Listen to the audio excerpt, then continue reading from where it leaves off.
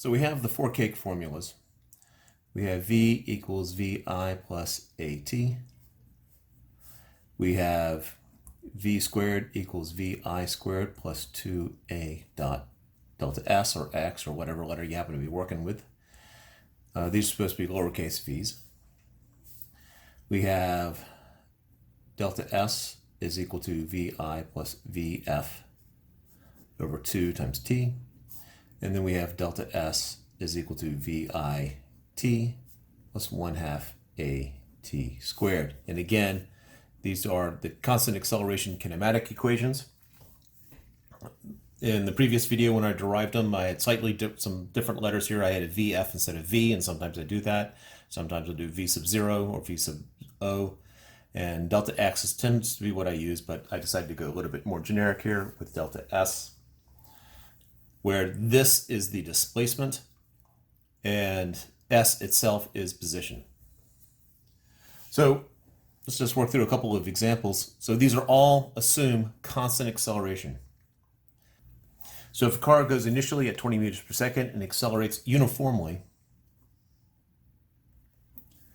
for 5 seconds at negative 10 meters per second squared, how fast is it going at the end of the 5 seconds?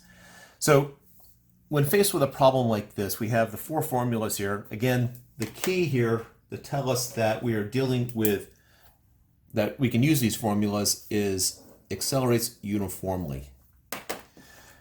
Now, at some point, you'll get a lot more comfortable with doing this, but if you don't know, then you're just going to plug into all of them and see which one you can actually solve. That's sort of the scattershot approach.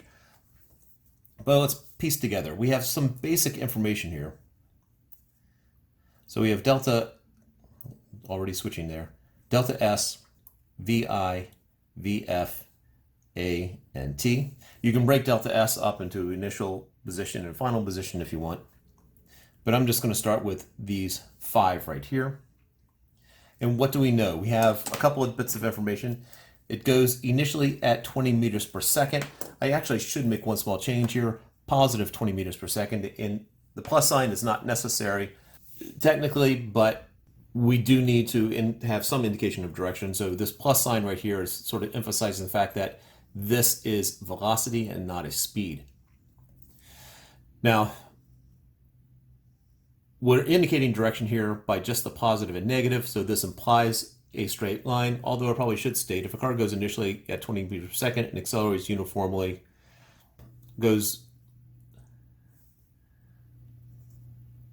assume the car travels along a line.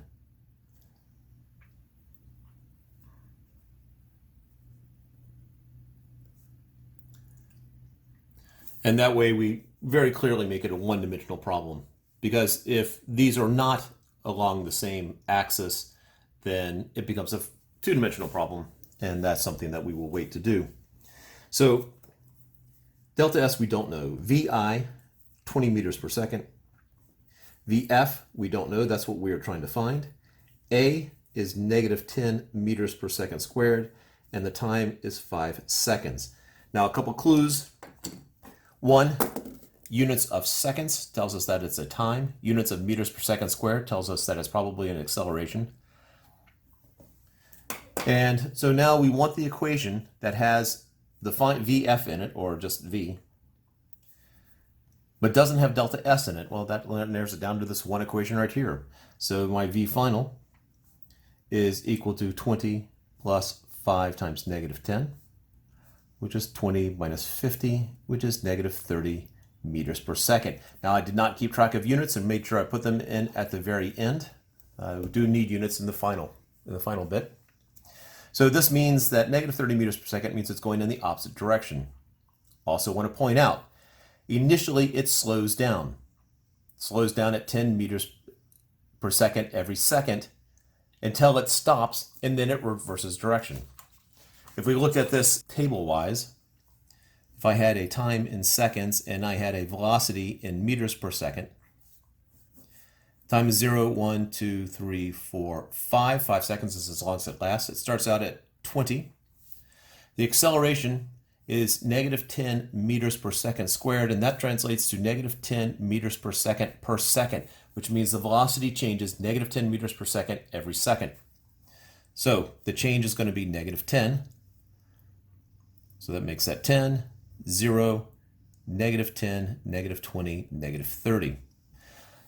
The acceleration is the same the entire time. Here, the acceleration means it's slowing down because the velocity and the acceleration are opposite signs. Here, it is speeding up. But the acceleration is still negative 10 meters per second squared.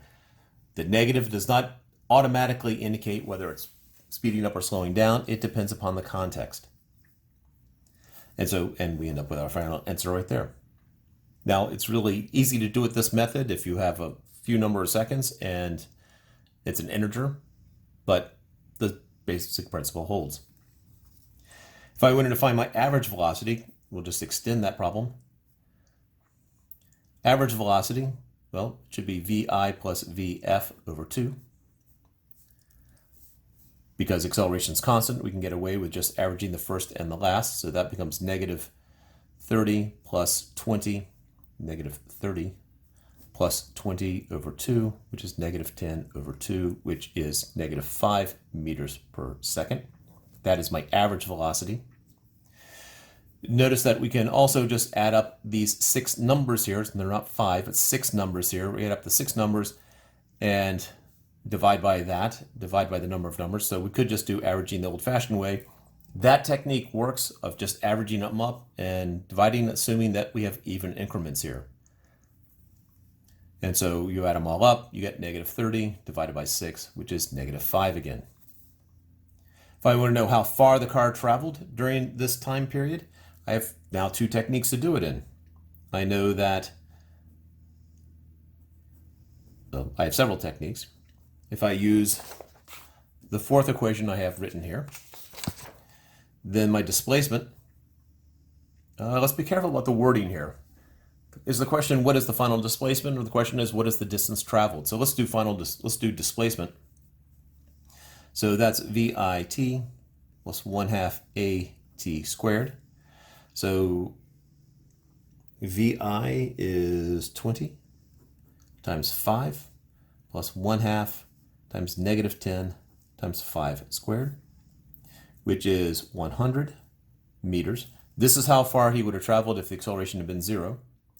Minus, that's 25 divided by 2, that's 125, which is negative 25 meters, which means the displacement in this vehicle ends up 25 meters in the negative direction from where it started. I could have also just done, he's traveling on average negative 5 meters per second for 5 seconds. So this is also just the average velocity times time, which is the essence of the 3rd equation here,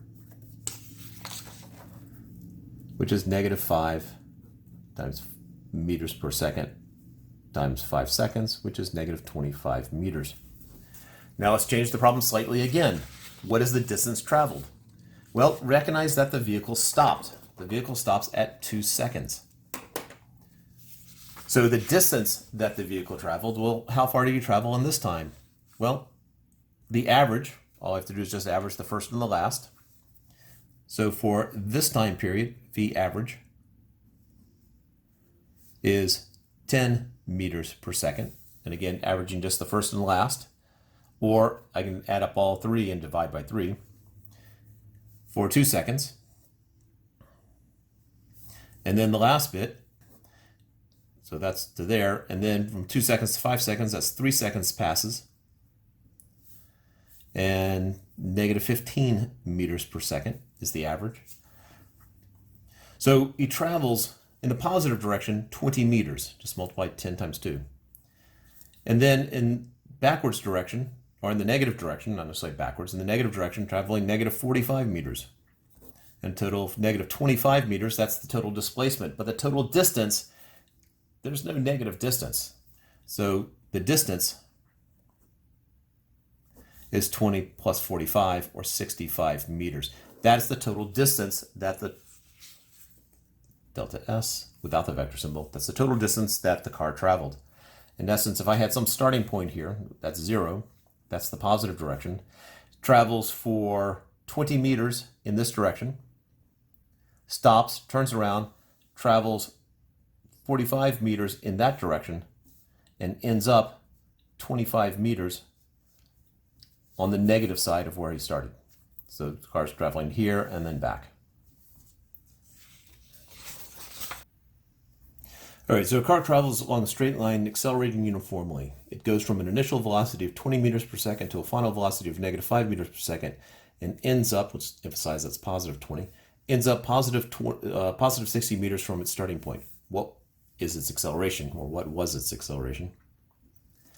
All right, so again, accelerating uniformly tells me I can use my cake formulas.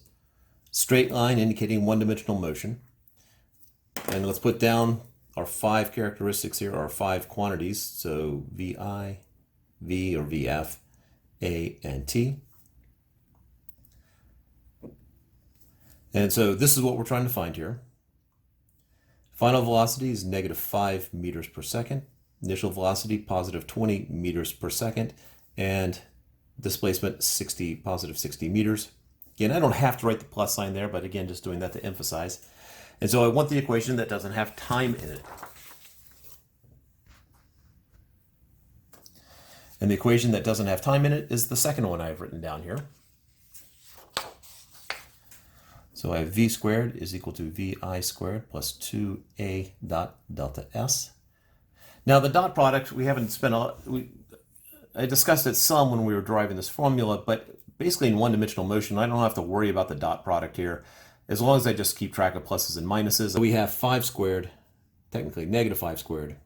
No, actually technically, this is speed here. This is a scalar, so it is the magnitude squared is equal to 20 squared plus 2 times a times 60.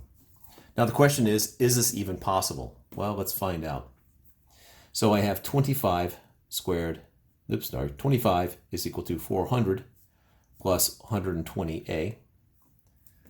Yes, so I got a little sloppy with the notation here. I know that, well, let's go ahead and stick the vector symbol on it.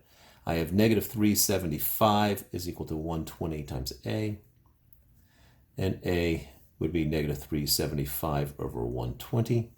And if I want to leave that as my final answer and stick some units onto it, it'd be meters per second squared, but I think, let's see if we can do something a little bit simpler than that. So this is -3.125 meters per second squared is equal to my acceleration.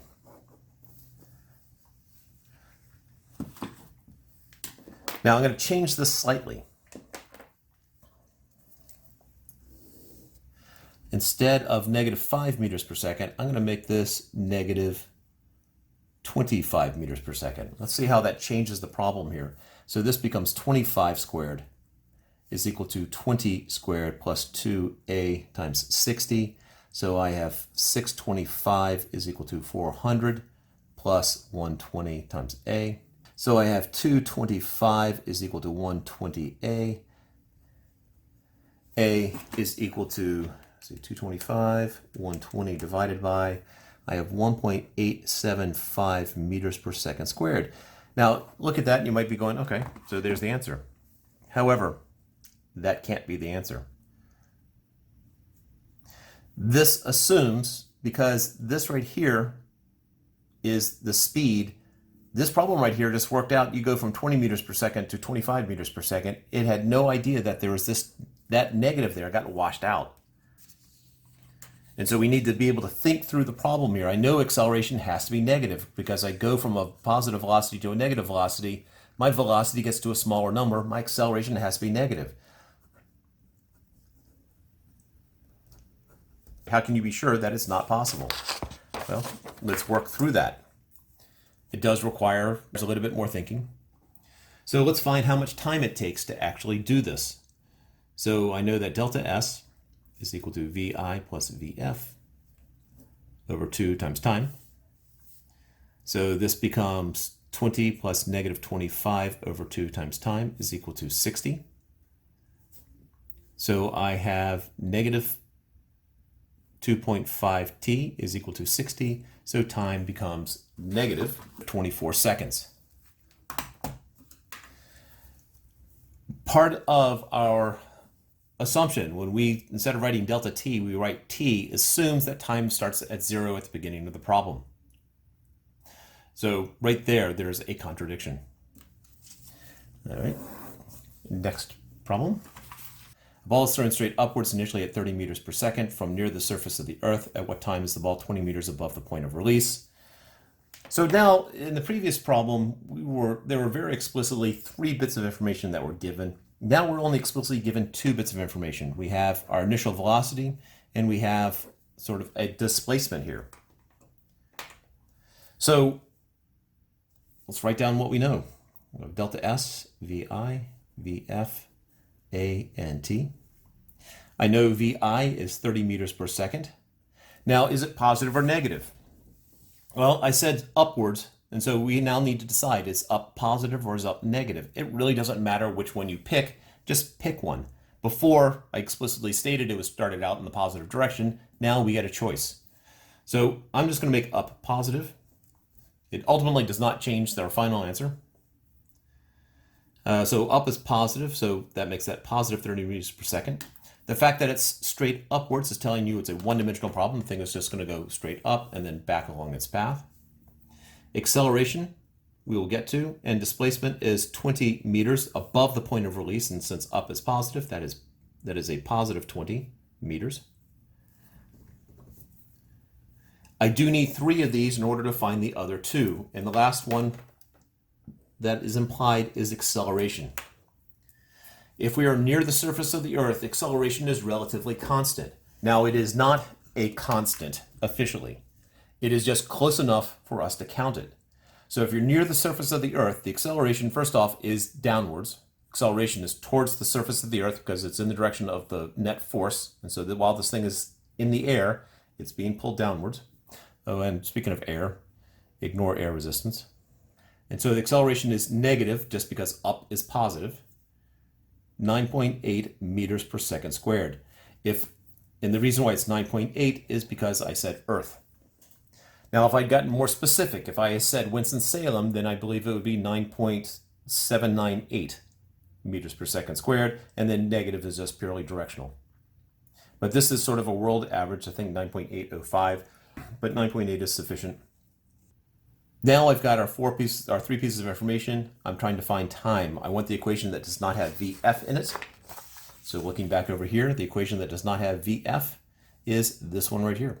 Or final velocity, I guess I just wrote it as V. But remember that V and VF are the same thing here.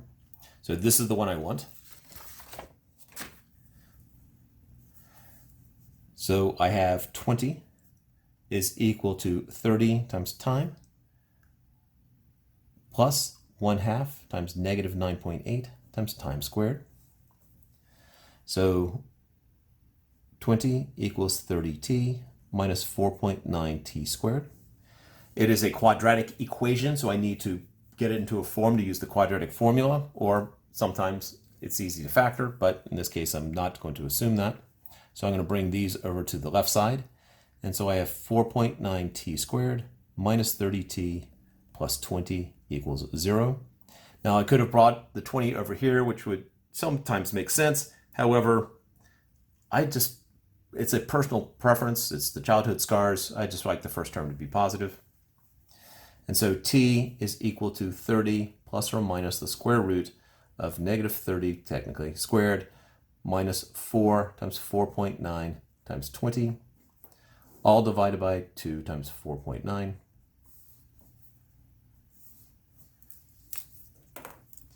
Recognize the 30 divided by this 9.8 in the denominator. That would be the time it takes to get to the peak. And so to solve this, we have time is equal to, so I'll have to pull out the calculator here. So I have 900, and then 4.9 times, 20 times. So this piece right here is 392. That is 900. Subtract. So my discriminant, that which is under the radical, the discriminant, is 508. And then the square root of that, so 30 plus or minus 22.54 over 9.8. So atom 9.8 divided by So I get 5.36 seconds, or 0.76 seconds.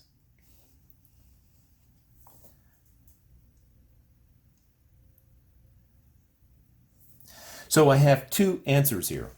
Which one is correct? In this case, both of them. Physically, what's going on is this ball starts at some level here. It's being thrown up into the air and coming back down. I'm not worrying about the peak. The peak is above my 20 meters here, but the question is, at what height does it actually hit that? So there's this point 20 meters. It's going to hit it going up at 0.76 seconds. At 0.76 seconds, and then it's going to hit it again on the way down. So this is 0.76 seconds, and on the way down at 0.536 seconds. It hits it twice. Let's change the problem slightly. At what height, at what time will the ball reach 50 meters?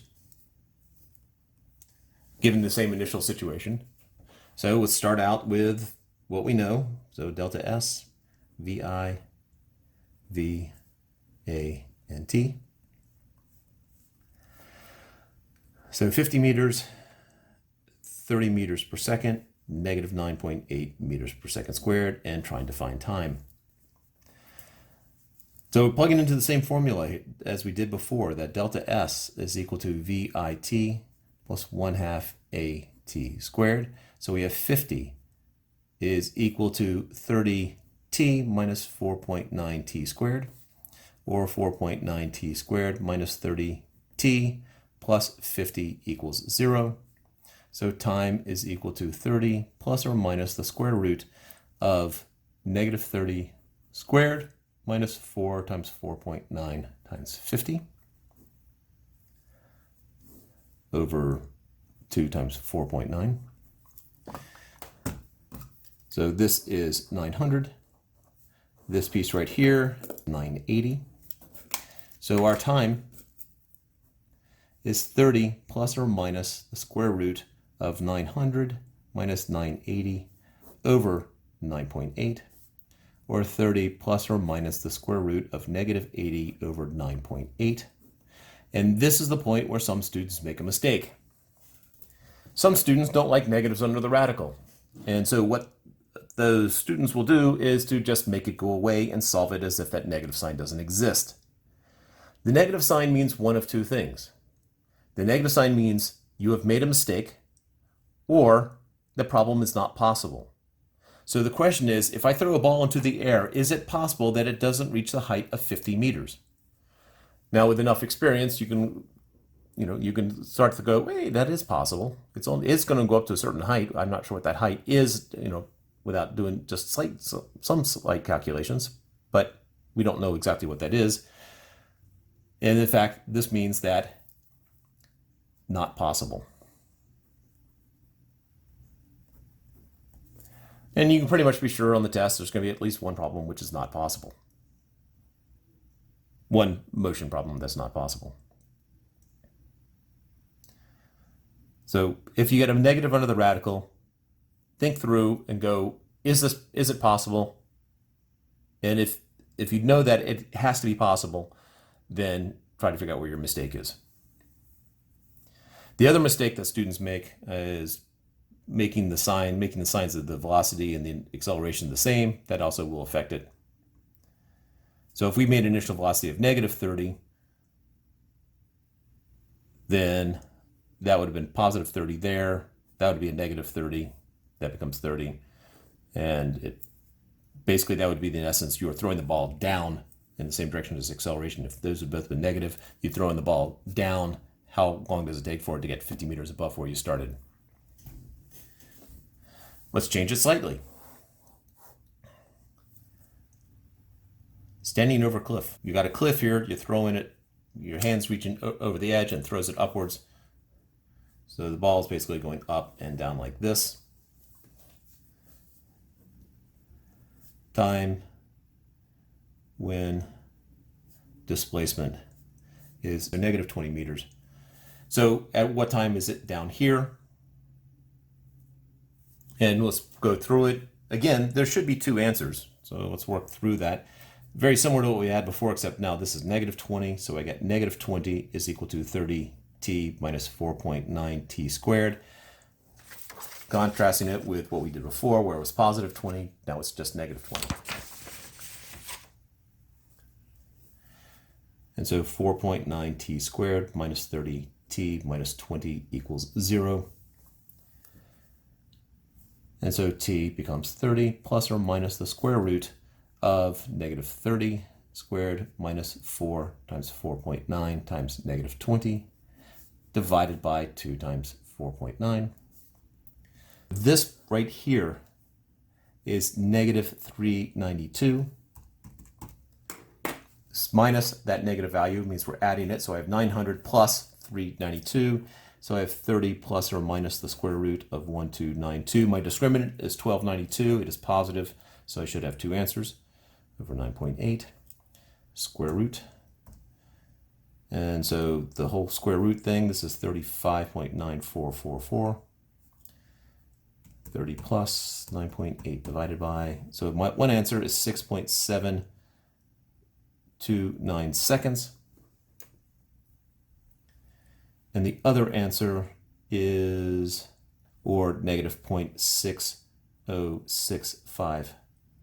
Probably more than I need. Let's just make it negative 0.607 seconds. I have two answers here. Now the question is, what's the correct answer? Well, in this case, mathematically I have two answers, but that is the correct answer. So if we plotted displacement versus time, so it starts out at 0 here, and it goes up and goes down.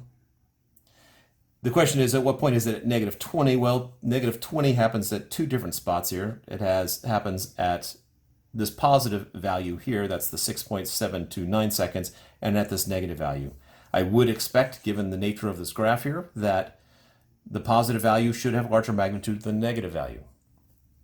If instead I had thrown it downwards, so initial velocity had been negative 30 meters per second, how long does it take? Then I would expect that the positive value would have a smaller magnitude than the negative value for time. Again, this is delta S first time. And so I would have expected that answer. So I can have some idea, we've done something right. I have one more check here that I could do, just to see if I'm right, is the average of these two numbers the same as the average of these two numbers? And, or is just the sum would also work too. If we add these two together, we get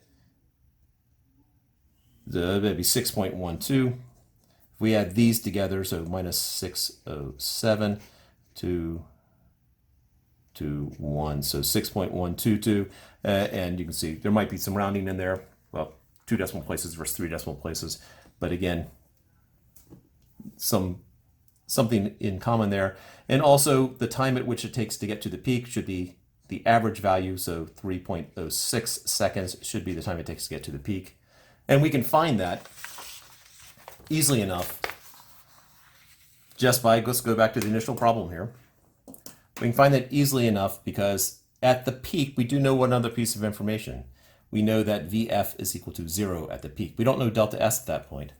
So let's just cram that into the space over here. So delta S, VI, VF, A, and T. We're just trying to see if it's 3.06 seconds, or given rounding close enough. This is negative 9.8 meters per second squared, because again, I'm assuming up is positive. This is 30 meters per second, and this is 0 meters per second. That's the piece of information that's not stated explicitly, but implied by the fact that it is a peak. If the velocity is not 0 at the peak, that means it is moving already. If it's positive, that means it's still going up. If it's negative, that means it's been somewhere and it's on its way down. And so now we would need the equation if I want to find time. It's the first of the cake formulas.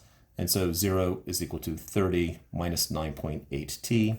And t just becomes 30 over 9.8, 3.06 seconds. It is self-consistent.